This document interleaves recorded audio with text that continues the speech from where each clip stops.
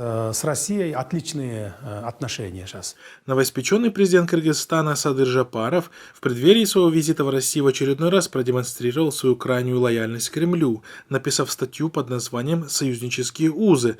19 февраля она была опубликована в правительственной газете «Слово Кыргызстана», сообщает пресс-служба президента. Садыр Жапаров пишет в своей статье о якобы наличии некой общей культуры у народов Кыргызстана и России, однако не уточняя, что именно общего он нашел.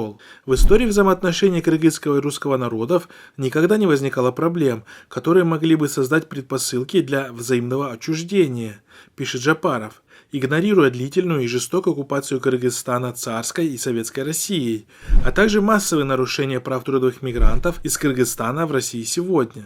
Курс на выведение отношений с Россией на высший уровень союзничества, стратегического партнерства отвечает национальным интересам Кыргызстана. Мы убеждены, что укреплению сотрудничества нет альтернативы, и этому направлению во внешней политике республики отводится ключевое место. Уверен, что предстоящий визит будет способствовать укреплению отношений между нашими странами и развитию сотрудничества во всех сферах, представляющих взаимный интерес, восторженно пишет Жапаров.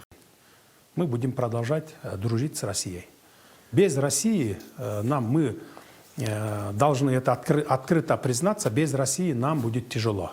Напомним, что Жапаров далеко не первый президент Кыргызстана, который в благодарность за наделение его властью и в надежде на сохранение ее за ним демонстрирует невероятную приверженность российскому колониализму в Центральной Азии.